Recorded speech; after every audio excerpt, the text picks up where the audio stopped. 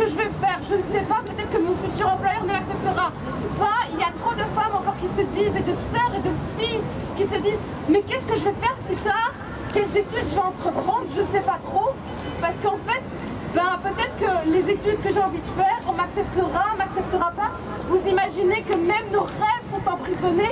On rêve de mener notre vie comme on l'entend et on se met des barrières nous-mêmes parce qu'on sait qu'on sera discriminé. Ce n'est pas normal. Justice and Democracy est une ASBL aconfessionnelle qui existe en Belgique depuis fin 2009. Elle défend les principes d'égalité, de non-discrimination, de liberté, sur lesquels se fondent les sociétés démocratiques et qui ont été proclamées notamment par la Constitution et la Convention européenne des droits de l'homme. Que nous menons des actions en justice directement contre les comportements et les mesures discriminatoires et qui violent les droits humains. Donc je crois que c'est important d'être mobilisée aujourd'hui comme citoyenne d'abord et aussi en solidarité avec toutes les femmes qui sont présentes et toutes les femmes qui habitent la Belgique et même l'Europe. La discrimination envers les filles qui portent le voile mais aussi envers les femmes en général, je crois que c'est important donc de se mobiliser et surtout la discrimination à l'enseignement, la discrimination à l'accès à l'emploi. Donc les femmes malheureusement qui portent le voile sont doublement discriminées. Parce que il y a eu un large front qui s'est rassemblé pour justement remettre la question du foulard et des droits et essayer de rassembler des fonds pour aller en justice et faire valoir, je dirais, les grands principes des droits de l'homme aussi dans les affaires de foulard et donc on est à leur côté. Est-ce que vous pensez que le fait d'aller en justice va changer les choses ou il faudrait plutôt travailler sur les mentalités?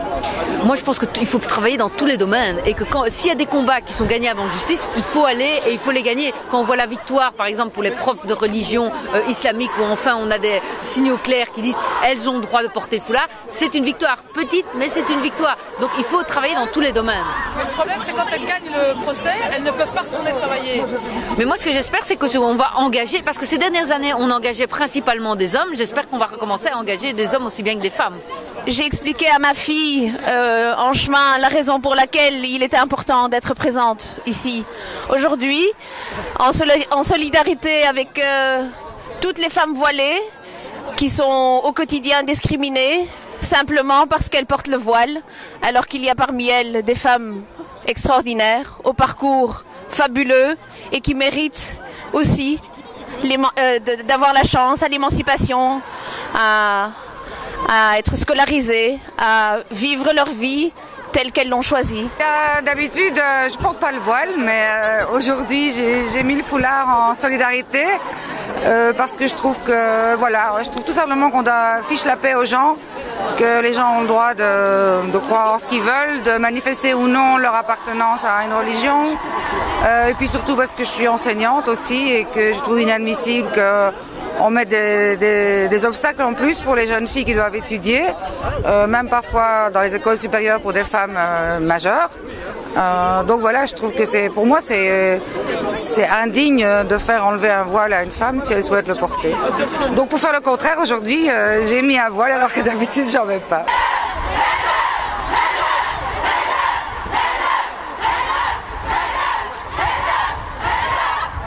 Moi je suis là surtout d'une part pour soutenir effectivement toutes ces femmes discriminées, mais surtout pour que les politiques prennent leurs responsabilités. Parce qu'aujourd'hui, c'est pas compliqué de voter une loi claire et nette au lieu de faire la politique d'autruche. Parce que dès qu'on parle du foulard, il y en a plein qui quittent la salle pour ne pas devoir intervenir ou débattre, et ainsi de suite. Donc aujourd'hui, moi je pense que le plus efficace serait que les politiques assument leurs responsabilités et de considérer ces femmes voilées qui ont fait le choix à travers leurs convictions, qu'elles soient respectées au même titre que les autres femmes. Et quand on voit la loi, il n'y a aucune loi qui interdit le voile? Il n'y a aucune loi qui interdit le voile, mais il laisse quand même libre arbitraire. C'est comme quand on dit dans les écoles, c'est la direction qui décide par rapport au règlement et ainsi de suite. C'est un petit peu, justement, il va falloir justement voter une voie claire et nette par rapport à ça pour que ce soit clair et pour les employeurs et pour les directions d'école et que ce soit clair aussi pour les citoyens. bien, voilà. Et vous, en tant que femme voilée, vous êtes discriminée? Moi, personnellement, non, parce que moi, je m'impose et donc, le jour je rejetterai pour des raisons de mon voile, eh ben, j'en mettrai 2. Comme aujourd'hui, d'ailleurs. Par solidarité avec toutes les personnes qui font le choix de porter le voile. Mohamed Poche, le passage. Voilà, donc je veux marquer ma solidarité et effectivement, je voudrais qu'enfin les politiques prennent leurs responsabilités et qu'on cesse de faire la chasse aux personnes voilées pour cacher en fait tout simplement un racisme qui est constant dans notre société aujourd'hui, qu'on aille au-delà des préjugés et qu'on laisse l'opportunité à tout un chacun de pouvoir avoir accès à tout, c'est-à-dire à l'éducation, à l'enseignement. Dus we zijn hier om verschillende dingen te doen. Dus wij willen niet dat kinderen worden van school gestuurd gewoon omdat ze een foulard dragen. En dat vind ik dus niet goed. Dus hier zitten wij te manifesteren tegen dit allemaal. En we proberen iedereen te zeggen dat dit allemaal niet goed is. En dat we dit niet mogen doen. En samenleven. En we moeten gewoon samenleven. Als je een foulard draagt of niet, maakt niet uit. Je moet hetzelfde zijn. Je gaat niet zeggen, je bent niet goed omdat je een foulard draagt. Dat moet je gewoon niet doen. Iedereen is hetzelfde. Wij leven samen. En dat moet gewoon zo zijn. Il y a des écoles où les femmes viennent notamment en promotion sociale. Donc c'est-à-dire que c'est déjà la deuxième chance pour elles d'accéder à un diplôme, à un certificat, à un métier plus tard. Et qu'on leur demande d'enlever le voile alors que je trouve que c'est pas possible quoi, qu'une femme majeure demande à une autre femme majeure de se déshabiller parce que pour moi ça revient à ça. J'imagine pas de dire à un type enlève ton pantalon, mets-toi en short. On a organisé cette journée pour être en relais avec la belle initiative de Nazma Khan qui nous vient directement des États-Unis, de New York. C'est une dame qui a lancé ce concept en invitant les personnes de toute confession ou athées à porter symboliquement le 1er février de chaque année le voile islamique. Ça a un sens tout simple, c'est d'être dans la peau de l'autre et d'amener à la réflexion. Et cette année-ci, c'est le premier événement en Belgique. Donc aujourd'hui, il faut savoir qu'il y a plus de 100 pays qui participent à l'événement. On aimerait arriver à 1 million de participants dans tous les pays.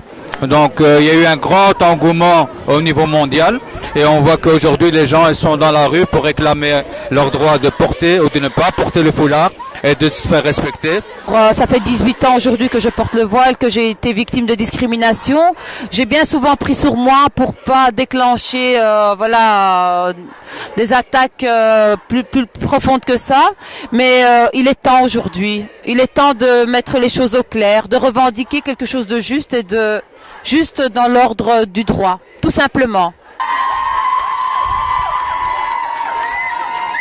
Mais je suis là aujourd'hui en tant que citoyen pour marquer mon soutien à cette initiative. Je trouve que c'est une vraiment plateforme très très progressiste qui est très unifiante et qui veut rassembler un maximum de citoyens belges qui luttent contre la discrimination dont sont victimes en première ligne aujourd'hui les citoyens arabo-musulmans. Je pense que l'islamophobie aujourd'hui c'est vraiment le véhicule de l'époque pour diviser les gens, comme l'antisémitisme dans les années 30.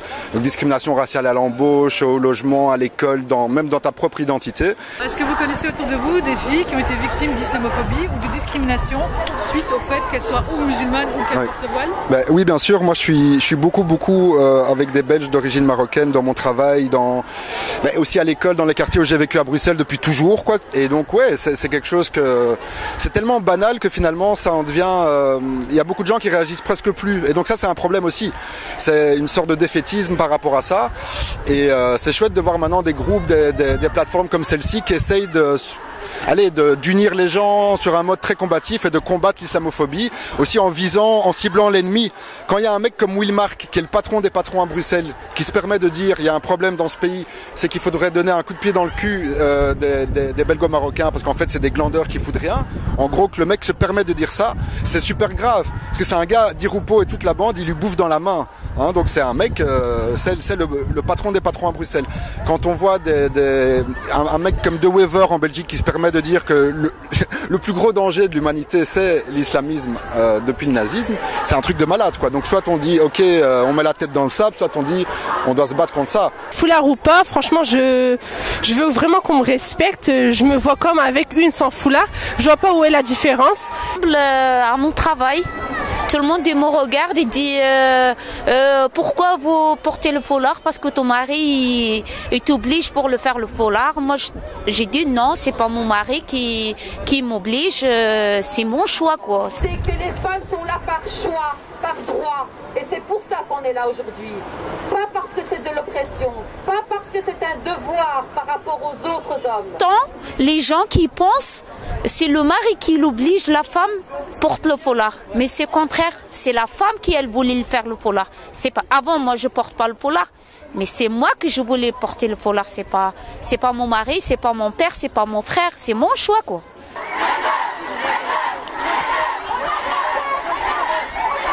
Je m'appelle Nadia Hamoudi et je suis porte-parole de la campagne Head Up. Donc aujourd'hui, nous sommes au rassemblement qui a lieu sur la place Boulard, donc le World Hijab Day.